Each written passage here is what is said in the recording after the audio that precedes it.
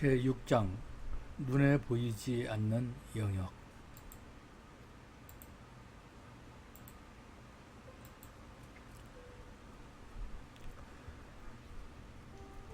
어느 후덥지근한 날 파푸아 뉴기니의 무단 입주자 마을에 있는 호스 캠프에서 있었던 일이다.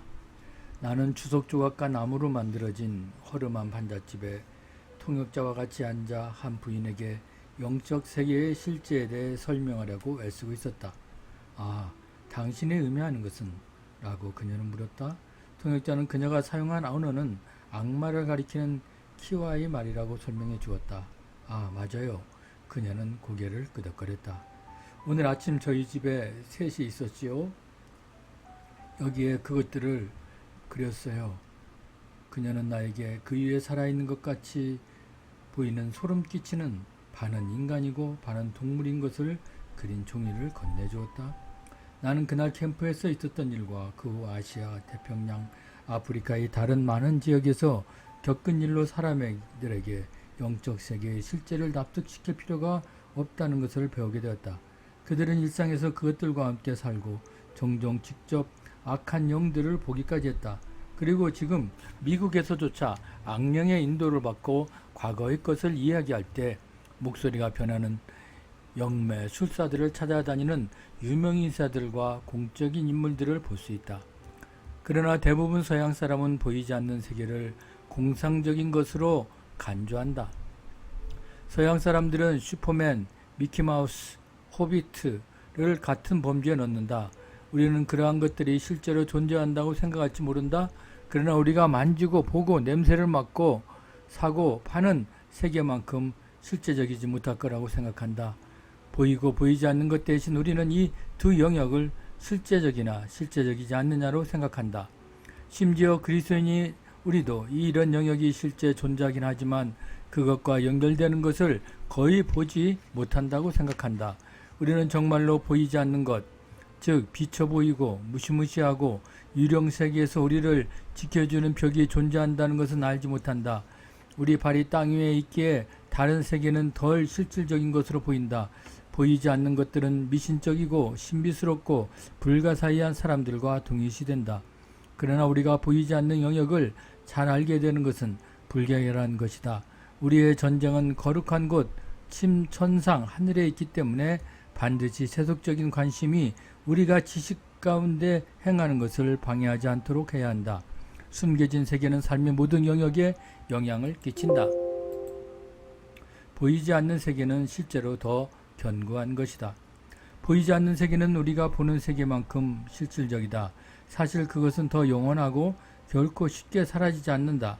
만약 핵발전 장치가 우리가 일하고 있는 곳에 터진다면 건물, 공장, 숲, 콘크리트 건물 그리고 우리 주위에 있는 모든 견고한 물체는 완전히 증발하고 말 것이다. 그러나 성경이 말하듯 보이지 않는 세계는 상처를 입지 않고 남아있다. 그것은 콘크리트와 나무보다 먼저 존재하여 그것들이 사라지고 난 후에도 오랫동안 존재할 것이다. 사도 베드로는 이것을 깨달았다. 그래서 이렇게 말했다. 그러나 주의 날이 도둑같이 오리니 그날에는 하늘이 큰 소리로 떠나가고 물질이 뜨거운 불에 풀어지고 땅과 그 중에 있는 모든 일이 드러나리로다. 이 모든 것이 이렇게 풀어지리니 너희가 어떠한 사람이 되어야 마땅하냐? 거룩한 행실과 경건함으로 하나님의 날이 임하기를 바라보고 간절히 사모하라. 베드로후서 3장 10절에서 12절. 더 많은 시간과 정력을 보이지 않는 세계에 투자해야 한다. 매일 우리 자신에게 다음과 같이 두 가지 중요한 질문을 하는 것이 좋다. 오늘 보이지 않는 세계에 영향을 주는 나의 태도, 행동, 말들은 무엇일까?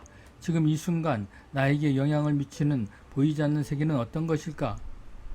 만약 우리가 이 두 가지 질문을 묻는다면 영적 용사로서 우리의 전투력을 대단히 증가시킬 것이다. 우리는 볼 수 없는 것을 무시해버리는 경향이 있기 때문에 그것을 물어본다는 것은 쉽지 않다. 그러나 우리는 그리스도인으로서 영적인 영역에 대한 절대적인 기준점과 안내자인 성경을 가지고 있다. 그것은 보이지 않는 세계에서 일어나는 사건들의 기록이다. 당신은 하늘의 처소들을 소개받지 않고 그것을 읽을 수는 없다. 우리는 영적 세계의 존재를 보이는 세계와 비교할 수 있다. 우리의 감각은 우리를 둘러싼 매우 미세한 수많은 생물을 볼 수 있을 만큼 완벽하지 못하지만 그들은 거기에 존재하는 것이다. 다른 예들이 떠오른다. 우리가 볼 수 없는 음악과 천연색 영상은 항상 우리 주위를 떠돌아다닌다. 우리는 단지 라디오와 텔레비전을 가지고 그것들을 붙잡을 수 있다. 세계 안에 세계가 존재한다. 우리가 보거나 듣거나 만질 수 없는 것은 우리가 그렇게 할 수 있는 것만큼 실제적이다. 만약 누군가 라디오 전파, 가스, 세균들을 볼 수 없기 때문에 존재를 부인한다면 우리는 그들이 지식이 없거나 분명히 미쳤다고 생각할 것이다. 영적인 영역의 주된 거주자는 천사들이다. 우리는 이러한 사실이 실제한다는 것을 깊이 생각해 볼 필요가 있다.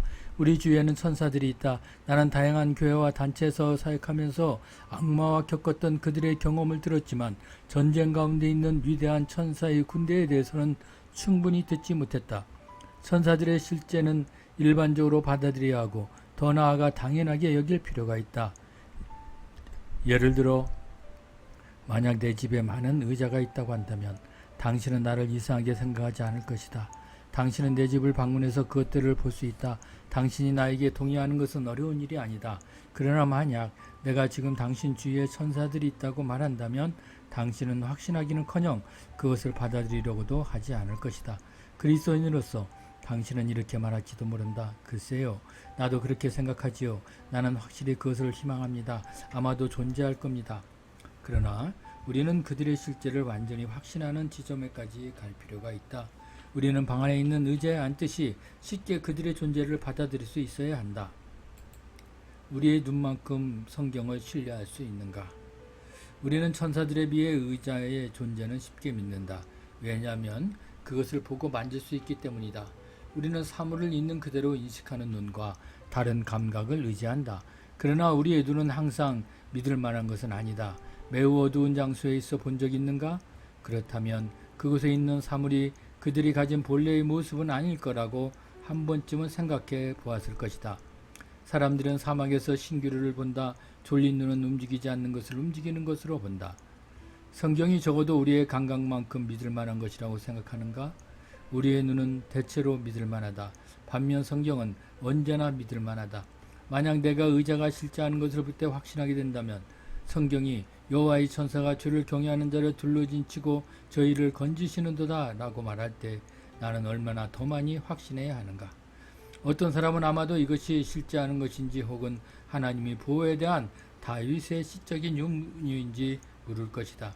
만약 이것이 성경에서 단지 천사들을 언급하는 것이라면 은유일 수 있는 것이다. 그러나 다른 구절들은 천사가 하나님이 보내신 우리를 둘러싸고 우리를 대신하여 행동하는 삶의 실제인 것을 명확히 한다. 성경은 구원과 속죄, 그리스도의 신성, 그 밖에 영적으로 거듭나는 것에 우리가 뿌리박고 있는 것과 마찬가지로 천사들에 관한 선언과 그들의 역할에 대해서도 명확하게 말하고 있다. 우리는 다른 모든 성경의 진리만큼이나 동일한 확신을 가지고 보이지 않는 세계를 받아들여야 한다. 왜 천사가 우리에게 중요한가? 그것은 우리가 구원을 경험할 때 천사의 영역에 들어가기 때문이다. 그러나 너희가 이룬 것은 시온산과 살아계신 하나님의 도성인 하늘의 예루살렘과 천만 천사와 구원은 축복의 꾸러미다. 우리는 우리 죄를 용서받았다. 우리는 새로운 피조물이 되었다. 옛것은 지나갔다. 우리는 하늘의 집을 가졌다. 우리는 살아계신 하나님의 아들, 딸이다. 그리고 우리의 삶의 순간마다 무수한 천사들에게 둘러싸여 있다. 우리 중 얼마나 많은 이가 그런 사실을 알며 매일매일의 삶을 살고 있는가? 천사들은 우리가 땅 위에 서 있는 것만큼이나 확실하고 구체적으로 우리 주위에 있다. 그것은 신비롭거나 초자연적이거나 낯선 것이 아니다. 그것은 실제하는 것이다. 천사들은 온종일 무엇을 하는가? 우리 주위에 있는 셀 수 없이 많은 숨겨진 존재들은 무엇을 하는가? 그들은 구름 위에 앉아 하프를 연주하며 날개짓을 하고 있는가? 성경에 따르면 그렇지 않다. 히브리서 1장 14절은 모든 천사들은 섬기는 영으로서 구원받을 상속자들, 즉 모든 그리스도인을 섬기느라 바쁘다. 당신은 우리를 대신하는 천사들의 사역에 대하여 얼마나 하나님께 감사드렸는가? 아마도 거의 그렇지 않을 것이다. 투덜대고 불평하며 감사하지 않는 것은 무서운 죄다. 하나님이 우리를 위하여 베푸시는 많은 것들을 생각해보라. 하나님께서 우리를 언제나 지켜보는 천사들을 보내신 것을 알면서 우리가 어떻게 감사하지 않을 수 있겠는가? 우리는 종종 거룩한 영역에서 하나님의 광활하신 친절하심과 간대하심에 대해 아무런 생각을 하지 않고 우리를 위한 하나님의 예비하심과 관심을 우리의 경험으로 측정한다. 그가 너를 위하여 그의 천사들을 명령하사 내 모든 길에서 너를 지키게 하심이라. 그들이 그들의 손으로 너를 붙들어 발이 돌에 부딪히지 아니하게 하리로다. 시편 91편 11절 12절. 나는 종종 우리가 천국에 들어갈 때 하나님이 우리 삶을 비디오로 틀어 다시 보여주시지 않을까 궁금하다. 우리의 삶을 단지 보이는 세계의 유익의 관점에서만 보는 것이 아니라 보이지 않는 세계의 유익의 관점에서 보는 것은 흥미있는 일이 될 것이다. 우리를 위협과 공격에서 보호하며 하나님을 더욱더 잘 섬기도록 도와주는 도처에 있는 천사들과 함께 세상을 살아가는 우리 자신을 상상해보라. 이 밖에도 성령께서 또한 거기에 계셔서 우리를 감화하며 도와주신다. 그렇게 우리 인생의 비디오를 다시 틀어보는 것은 우리가 환난에서 수천 번도 더 구원받았음을 분명히 드러내 줄 것이다. 그것은 또한 우리가 기뻐하고 감사하며 만족해야 함을 보여주지 않겠는가? 혹은 우리의 성령과 하나님의 천사들이 우리를 돕기 위해 그들이 할 수 있는 모든 것을 행하고 있다는 것을 항상 숙지해야 하지 않을까? 천사들은 우리 삶의 부분이며 감사하는 마음으로 언제나 그 사실을 기억해야 한다. 수호 천사에 대한 성경의 증거도 있다. 삼가 이 작은 자 중에 하나도 없인 여기지 말라. 너에게 말하노니 그들의 천사들이 하늘에서 하늘에 계신 내 아버지 얼굴을 항상 배웁느니라. 마태복음 18장 10절. 작은 자라는 용어는 단지 어린이만을 언급하는 것이 아니라 하나님을 의지하는 자, 하나님의 자녀를 말한다. 저희라는 것은 특정한 사람에게 지정되는 것을 가리킨다. 우리는 모두 하나님에 의해 우리를 지키도록 특별히 임명받은 천사들을 소유한 것 같다. 그들은 명령을 더 기대하면서 언제나 하나님의 얼굴을 뵙는다. 계시 이야기. 사도행전 12장 13절 15절. 베드로가 대문을 두드린데 로데라는 여자아이가 영접하러 나왔다가 베드로의 음성인 줄 알고 기뻐하여 문을 미처 열지 못하고 달려들어가 말하되 베드로가 대문 밖에 섰더라 하니 그들이 말하되 내가 미쳤다 하나 여자아이는 힘써 말하되 참말이라 하니 그들이 말하되 그러면 그의 천사라 하더라. 천사에 대해 내가 좋아하는 고찰 중 하나는 베드로의 투옥 이야기다. 베드로는 복음을 전하다가 감옥에 갇히고 교회는 기도하였다. 그 다음에 일어난 일은 시사하는 바가 크다. 천사가 베드로의 감옥에 들어왔다. 이것은 환상이 아님을 기억하자. 그것은 토요일 아침에 만화도 연속극도 아니다. 이것은 실제로 이 단단한 지구 위에서 또 다른 인간에게 일어난 일이다. 어떻게 천사가 감옥 안으로 들어갈 수 있었을까? 어떻게 베드로의 쇠사슬이 벗겨졌을까? 그리고 어떻게 베드로와 함께 바깥으로 나갈 수 있었을까? 우리는 모른다. 그러나 우리는 일어난 일들이 보이는 세계에서 활동을 계시하는 보이지 않는 세계의 결과임을 잘 안다. 동일하게 중요한 것은 교회의 기도를 통해 보이는 세계가 보이지 않는 세계에 영향을 미쳐서 베드로의 결박을 풀었다는 것이다. 이러한 성경의 이야기는 우리가 모든 상황에서 기도하도록 도전한다. 이야기에서 두 번째 것은 보이지 않는 세계와 관련하여 주목할 만한 것이다. 그들이 믿을 수 없는 것을 설명하기 위해 그들 자신에게 한 말을 주목하자. 그러면 그의 천사라. 이것은 두 가지를 지시한다. 첫째, 초대교회 사람들은 보이지 않는 세계에 대해 말하고 있다. 그러면 그의 천사라는 것은 그들의 첫 번째 반응이다. 두 번째로, 그들은 각 개인이 지정된 천사를 갖고 있음을 알고 있었다. 사도들이 지도 아래 있었던 초대 그리스도인들은 신비주의자도 아니고 기괴하고 과도한 영적 의식에 휘말리지도 않았다. 그들은 그리스도인의 삶에 균형 잡히고 실제적인 접근을 한 모험이었다. 그리고 천사들을 자신들의 삶의 부분이라고 믿었다. 구약 성경은 만화책인가? 구약은 이야기들과 보이지 않는 세계의 증거로 가득 차 있다. 그러나 우리는 종종 그 역사적인 사건들로부터 거리를 둔다. 비록 우리는 결코 그것을 그리스도인으로서 인정하지 않지만 구약에서 판타지의 요소가 있다는 것을 인식한다. 기적적인 이야기들은 우리의 경험에서 멀리 떨어져 있고 성경의 영웅들은 만화 주인공 같은 느낌을 준다. 더구나 구약에서는 하나님조차 우리가 믿어온 하나님을 가정한 것처럼 보인다. 구약의 하나님은 더 능력있고 인간 사이에 좀 더 활동적인 것처럼 보인다. 구약 세계는 부분적으로 환상적인 것으로 보는 반면 우리 현실 세계는 더 현실적인 것으로 본다. 그러나 성경에 기록된 사건들은 사실이다. 만일 우리의 삶이 이러한 사실을 반영하지 않는다면 우리는 진리와 현실에서 더욱 멀어지게 될 것이다. 엘리사의 이야기 또한 천사들을 비춘다. 하나님의 사람 엘리사가 사환이 일찍 일어나서 나가보니 군사의 말과 병거가 성읍을 에워쌌는지라. 그의 사환이 엘리사에게 말하되 내 주여 우리가 어찌하리까 하니 대답하되 두려워하지 말라. 우리가 함께한 자가 그들과 함께한 자보다 많으니라고 기도하여 이르되 여호와여 원하건대 그의 눈을 열어서 보게 하시옵소서 하니 여호와께서 그 청년의 눈을 여심해 그가 보니 불말과 불병거가 산에 가득하여 엘리사를 둘렀더라. 열왕기하 6장 15절에 17절. 엘리사는 선지자 학교의 지도자며 선지자였다.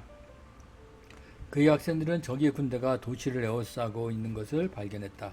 학생 중 하나가 군대를 보고 엘리사에게 말하기 위해 달려갔다. 엘리사는 두려워하지 않았다. 놀라는 기색도 없이 단지 두려워하지 말라. 우리와 함께한 자가 그들과 함께한 자보다 많으니라 고 말했다. 이때 젊은이는 엘리사가 실성했다라고 생각할 수도 있다. 그는 주위를 둘러보았다. 집에는 그들 외에 아무도 없고 밖에는 단지 적들이 있을 뿐이었다. 그러나 엘리사는 미치지 않았다. 오히려 젊은 제자보다 더 현실적이었다. 그는 보이지 않는 세계를 깨닫고 있었던 것이다. 엘리사는 하나님께 젊은이의 눈을 열어달라고 기도했다. 갑자기 그는 천사의 군대를 보았다. 하나님은 단지 이 사람의 머리에 꿈을 부은 것이 아니었다. 그분은 어떤 상징적인 심상을 창조하지도 않았다. 하나님은 그가 실제로 거기 있는 것을 볼 수 있게 하기 위해 그의 시력에 무언가를 행하신 것이다. 젊은이는 불말과 불병거가 산에 가득한 것을 보았다. 그가 얼마나 놀라고 흥분되고 두려웠을지 상상할 수 있겠는가? 이 젊은이는 완전히 새로운 세계를 본 것이다. 보이지 않는 세계는 그가 항상 알아야 왔던 혈과 육의 세계만큼 실제적이었다. 엘리사는 무엇을 보았는가? 어떤 사람은 엘리사는 다른 사람이 볼 수 없었던 육체의 눈을 가지고 있었기 때문에 믿음을 가진 것이라고 말한다. 그러나 성경은 그렇게 말하지 않는다. 아마도 엘리사는 그의 눈으로 젊은이가 보았던 것을 보지 않았을 것이다. 그는 단지 주위에 보이지 않는 세계를 깨달았을 뿐이다. 확신이 필요한 사람은 그 젊은이였다. 보이지 않는 영역에 대한 좀 더 깊은 깨달음은 많은 문제들을 고칠 수 있을 것이다. 나는 비관주의와 자신이 한 말로 생긴 걸과 그들 자신이나 다른 사람의 상황이 어려움 등에 막혀서 하나님의 일을 하지 않고 있는 수많은 사람을 만났다. 그러나 하나님을 신뢰한다면 결코 희생자가 되지 말아야 한다. 매일 극복하는 것은 가장 좋은 방법 중 하나는 이 전쟁에서 우리의 보이지 않는 거대한 연합을 파악하는 것이다. 보고 듣고 냄새맡고 만지고 맛보는 것을 확신하는 것처럼 그것을 확신하며 하루 24시간을 살아야 한다. 엘리사는 그런 영역에서 살았고 우리도 역시 그렇게 할 수 있다. 어려운 상황과 압도하는 다툼, 잔인한 적들과 마주칠 때 우리는 희생자가 되지 말아야 한다. 우리와 다른 사람들의 패배로 이끄는 부정적인 말을 내뱉어서도 안 된다. 적보다 우리가 수적으로 우세하다는 것을 알아야 하며 우리와 함께한 자가 저와 함께한 자보다 많으니라. 세 종류의 천사. 성경이 천사들에 대해 말할 때 그들은 세 가지 역할을 말한다. 천사. 첫 번째 역할은 싸우는 것이다. 다니엘서 10장과 요한계시록 12장은 이러한 천사들의 수장인 청나라의 천사장에 의해 대말한다. 그의 이름은 미가엘이고 하나님의 천사 군대와 연합한다. 우리는 천사들이 싸우는 것에 대해 얼마나 자주 생각하는가? 프랭크 프레티의 책 어둠의 권세들이 출간되기 전에는 많은 사람이 이것을 성경적인 사실로 생각하지 않았다. 지금도 많은 그리스도인이 그것을 전혀 고려하지 않는다. 그들은 그것을 낯설고 중세적인 것이라고 생각한다. 그러나 성경은 명확하다. 예수님께서 십자가에 죽으신 것과 우리가 그분의 일 통해 구원받은 것이 확실한 것처럼 천사들은 지금 이 순간에도 보이지 않는 세계에서 전쟁을 하고 있다. 다니엘 10장은 보이지 않는 역을 엿보게 해줄 것이다. 다니엘은 3주 동안 기도했지만 응답을 받지 못했다. 이것만으로도 주목할 것이다. 우리 중 대부분은 20분만 지나면 포기하고 만다. 다니엘은 기도를 멈출 수 있었으나 21일 동안 기도하고 금식했다. 천사가 그리했다. 그게 내게 이르되 다니엘아 두려워하지 말라. 내가 깨달으려 하여 내 하나님 앞에 스스로 겸비하게 하기로 결심하던 날 첫날부터 내 딸이 내 말이 응답받았으므로 내가 내 말로 말미암아 왔느니라. 그런데 바사 왕국의 군주가 20일 동안 나를 막았으므로 내가 거기 바사 왕국의 왕들에 함께 머물러 있더니 가장 높은 군주 중 하나인 미가엘이 와서 나를 도와주었으므로. 다니엘서 10장 12절 13절. 나중에 천사가 말하였다. 이제 내가 돌아가서 바사 군주와 싸우리니 와. 이 이야기는 우리에게 몇 가지 진리를 확신시켜준다. 첫째, 우리의 기도는 첫째 날부터 하나님께서 들으신다. 우리가 너무나 낙담하더라도, 우리가 대답을 아무리 오랫동안 기다리게 피하더라도, 오랫동안 기다리게 되어도 그분은 우리의 기도를 듣고 계신다. 또한 우리 기도는 하나님을 움직여 우리를 대신해 천사들을 보내게 하신다는 것을 알 수 있다. 우리는 결코 천사에게 기도하는 것이 아니라 우리의 기도를 듣고 직접 천사들을 보내시는 하나님께 기도한다. 우리의 기도는 천상에 도달하여 생상의 영역으로 우리에게 돌아온다. 만약 우리가 이번 주에 있을 모든 것에 대해 기도한다면 천사들은 결과로서 행동할 것이다. 우리의 가드는 단순히 하나님의 귀를 기쁘시게 하는 말들이 아니다. 우리의 기도는 우리를 위하고 그리스도의 목적을 위해 싸울 천사들을 파견한다. 두 번째, 사자의 천사. 두 번째 거는 전달하는 것이다. 마리아에게 예수님의 탄생 소식을 알리고 다니엘과 사가랴에게 이야기한 가브리엘은 전달차 천사들의 노장 혹은 천사장인 것으로 보인다.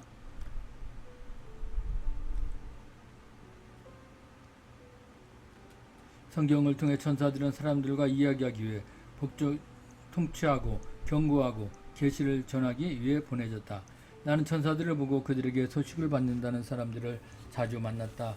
이런 사람들은 다니엘, 야곱 또는 역사를 거칠 수 없는 많은 사람보다 더 신비롭거나 기괴하지 않아. 그냥 그들과 같은 사람이 됐다. 천사들을 자동적으로 이동하거나 제자리에 들어가지 않는다. 나는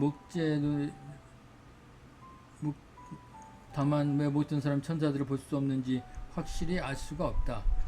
아마도 지혜의 하나님께서는 우리가 보이지 않는 하나님과의 관계보다 천사들과의 관계를 더 구하게 될 것을 아셨던 것 같다. 그러나 그분은 많은 사람에게 천사가 보이는 것을 허락하신다. 나는 그것이 사람들에게 천사들의 존재와 보이지 않는 세계가 있다는 사실을 증명해 주시는 것이라고 믿는다. 성경은 우리에게 천사들을 구하거나 경배하지 말라고 분명히 경고한다. 이야기 하나 보는 것은 허용하는 분은 하나님이시다. 중요한 것은 천사들이 우리 주위 어디에나 있다는 것을 언제나 깨닫고 살아가는 것이다. 예수님은 보지 못하고 믿는 자들은 복되도다라고 말씀하셨다. 이 말씀은 예수님을 믿는 자들에게 이야기한 것이라만 원리는 동일하다.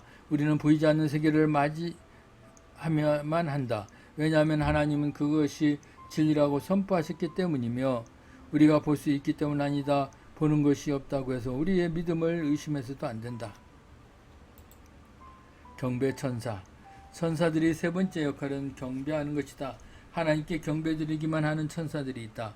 성경은 하나님을 경배하는 천사의 무리에게 관한 말한다. 요한계시록은 우리에게 커다란 천사들이 예수님을 선포하는 젊은 생명을 감추어 보여준다. 어린 양은 능력과 부와 지혜와 힘과 존귀와 영광과 찬송을 받으시 합당하다. 요한계시록 5장 10절 12절.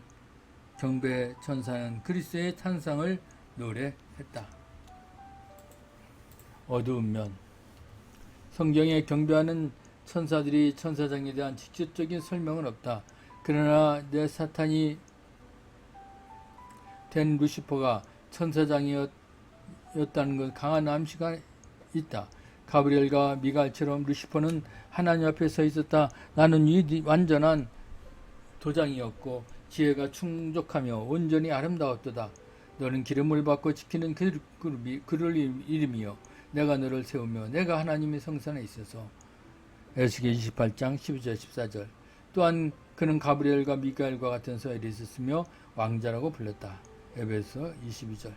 루시퍼는 보기 아름다운 피조물이었구나. 그는 매우 지혜로웠다. 그는 본래 자발적으로 경배하는 도구였다. 그는 하나님께 접근해 자신의 영역에서 관리한 것으로. 그러던 어느 날 루시퍼는 하늘과 하나님 현존에서 내버려졌다. 왜 그랬을까? 루시퍼가 잘못한 것은 무엇일까? 만약 그들이 정직했다면 많은 사람이 마귀에게 견민을 느꼈을지도 모른다. 어떤 사람은 말하기를 하나님이 루시퍼가 커지고 강해짐에 따라 그의 나라를 되어 없는 루시퍼의 번창함을 위협하게 느끼겠고 이긴적인 불쌍한 루시퍼를 쫓아냈다라고 말한다. 사탄을 구원받을 수 있을까? 생각보다 많은 사람이 하나님의 사탄에게 영향을 느껴졌다는 이러한 관점을 본다. 그러나 하나님은 결코 위협받지 않으셨다. 사실 루시퍼 밖으로 내던져진 것은 다른 천사들이었다. 사탄은 동정을 받을 만한 자격이 있다. 그는 완전하고 절대적인 빛과 하나님을 저녁을 거절하였다. 그는 확실히 회개하는 데 데이트로 모든 것을 거절했기 때문에 구원받지 못한 것이다. 루시퍼는 자신의 선택으로 인해 하늘에서 내던적인 것이다. 만일 우리가 하나님의 성품을 조금이라도 안다면 하나님이 루시퍼의 선택을 정말 비교할 것이라고 확신할 수 있다. 루시퍼는 내가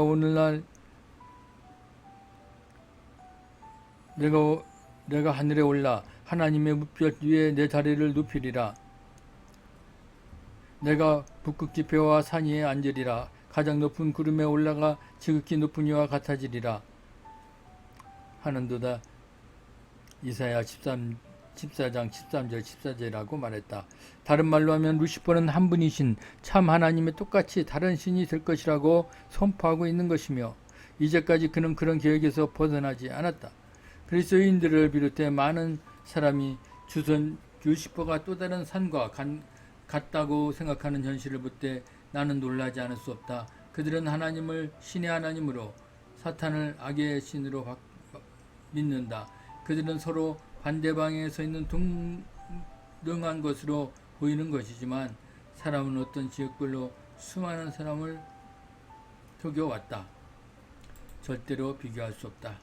하나님과 사탄을 동양의 음과 양의 경우처럼 반대적인 것으로 놓는 것은 이교도의 세계관이다. 이는 동등한 내용이 아니다. 오직 하나님만이 하나님이시며 창조되지 않은 위대한 창조자다. 그분은 영원하고 무한하다. 그분은 전지전능 편재하시며 주권자의 권위를 가지고 돌아다닌다. 루시퍼는 단지 타락한 천사장, 창조되고 유연하고 지식의 능력 행하여지고 매우 한정된 것에 불과하다. 그 모든 것을 알지 못하며 모든 것을 할 수 없다. 그는 단지 한순간 한 청소밖에 있을 수 없다. 그리스도인의 유주가는 비교할 수 없는 지존하신 분을 묘사한다. 우열을 가림할 수 없는 반대라는 두 개의 나라를 다스리는 두 존재에 대한 기념은 다른 동양 종교뿐만 아니라 힌두교의 영향을 받은 것이다. 선과 악의 세력은 서로 반격하거나 균형을 맞추는 것이 아니다. 성경에 비록 사탄을 가리켜 이 세상의 신이라고 말하지만 그것은 단지 그 주장 자신의 거짓된 체제에 대해 권수의 위치를 표시하는 것이다. 선사들은 루시퍼를 하늘 바깥으로 던졌고 그는 어둠의 나라를 세우며 사탄이 되었다. 그리고 지금 우리는 예수의 권세의 이름으로 그와 싸운다. 하나님은 결코 마귀와 싸우지 않으셨고 그러지도 않으실 것이다. 그것은 항상 작은 선배가 개미가 내 어깨 위에 움직이며 어구천기 씨름을 원하는가 라고 소리치는 것과 같다. 어떻게 내가 가까스로 보이는 작은 곤충과 씨름할 수 있는가? 개미가 우스그러지고 혹부로도 날아가 버릴 것 같은 제처 노트란 말이다. 설사 이 개미가 대단하고 자존심이 있다 할지라도 결코 나는 위협을 느끼지 않을 것이다. 하나님이 사단에 싸우신다는 생각은 내가 개미와 씨름보다 훨씬 우스운 것이다. 하나님은 모든 면에서 무한히 광대하시다. 하나님은 결코 사랑에 빠질 수 없다. 그들은 정확히 우리가 입에 하나님의 권능으로 전쟁을 수행하는지를 천명하게 설명하는 중요한 이유이다. 마찬가지로 하나님같이 되려는 루시퍼의 시도는 우스운 것이다. 사탄은 결코 하나님처럼 될 수 없다. 지어지지 않은 존재가 되려는 것은 불가능하다. 유효한 것은 무한하게 될 수 없다. 하나님은 떠나시고 그와 더불어서 그와 같이 되는 것은 매우 우주적이었다. 만약 루시퍼를 어리석다라고 생각한다면, 루시퍼가 하나님과 같이 되려는 것이 그렇게 불가능하다면 왜 그는 노력하는가? 대답은 우리의 각자의 모습에서 엿볼 수 있다. 우리 중 얼마나 많은 사람이 자신들을 위해 살아왔는가? 우리가 마음속에 하나 되며 살기로 결정했을 때 나는 스스로 강하고 내 삶을 꾸려나가는데 누구도 필요하지 않아 라고 말했다. 우리가 실제로 말하는 것은 다음과 같은 말이다. 나는 지극히 높은 곳에 지킬 수 있다. 나는 우주에게 생명을 줄 수가 있다. 인간이라면 모든 나는 하나님이 필요 없어 라고 때로는 말해왔을 것이다. 우리는 자신이 우주의 중심이라고 생각한다. 우리는 달에 갈 수 있고 컴퓨터를 만들고 질병을 치료할 수 있었다. 그리고 우리가 사회의 모든 문제를 풀 수 있다고 생각한다.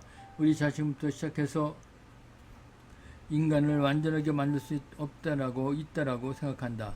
하나님을 필요로 하지 않고 종교도 필요하지 않다.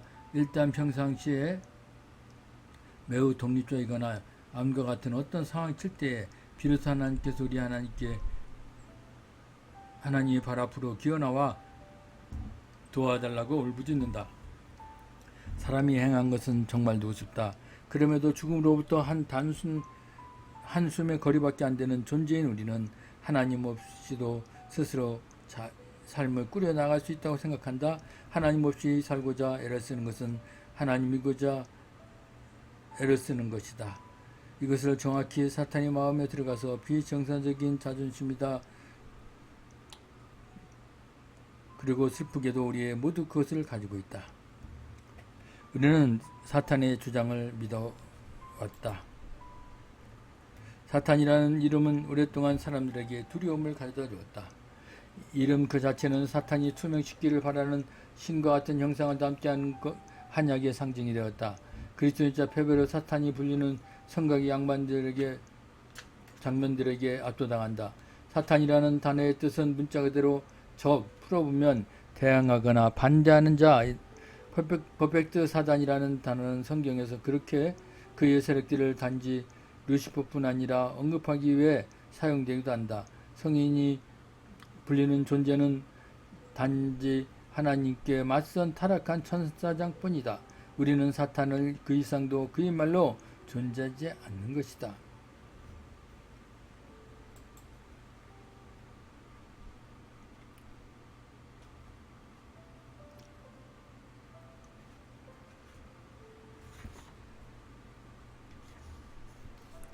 영적인 형태에서 귀신은 타락한 천사라고 보는 것이 합당한다. 그러나 그들의 기원을 숙고하는 것보다는 귀신이 실제로 존재함을 인식하는 것이 더 중요하다.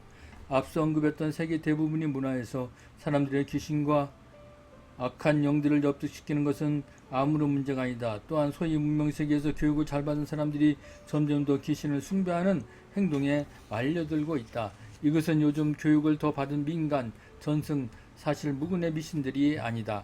그것은 현실이다. 모든 그리스도는 이 현실을 깨달아야 한다. 만약 우리가 그렇지 않다고 믿는다면 그것은 우리 자신을 속이는 것이다.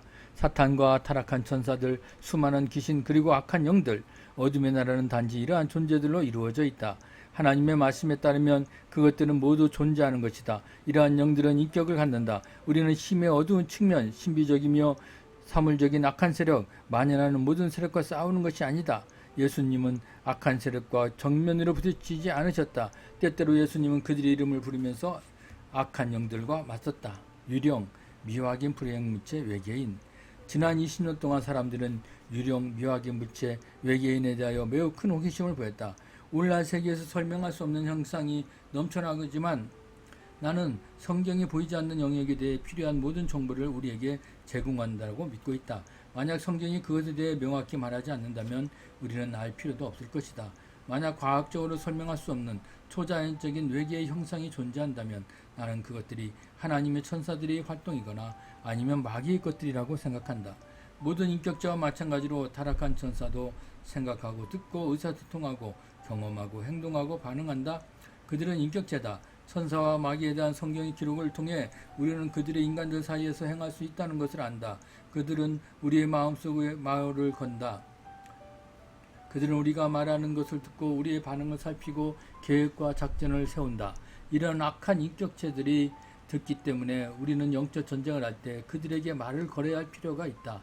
어떤 사람은 원수에게 말을 거는 것을 못마땅하게 여길지도 모른다. 그러나 성경은 우리가 어둠의 권세에 대응해야 된다는 것을 명확히 밝히고 있다. 우리는 어떻게 인격체에 저항할 수 있는가? 우리의 성경을 흔들고 으르렁대고 눈을 감고 숨을 죽이면 될까? 주먹 싸움으로는 안 되는 인격체에 저항하는 내가 아는 단 하나의 방법은 말로 대항하는 것이다. 우리 그리스도인들은 직접 사탄과 어둠의 권세에게 말을 걸어 그들을 꾸짖고 입으로 그들이 우리 삶에 접근하는 것을 부정해야 한다. 예수께서는 적에게 직접 말하셨다. 우리가 주님보다 더 큰 일을 할 수 있다고 우리에게 말씀하시며 적에게 말을 걸고 그에게 대항할 것을 예를 들어 보여주셨다. 그리고 마가복음 16장 17절에서 예수님은 원수를 대적하는데 주님의 이름을 사용하라고 말씀하셨다.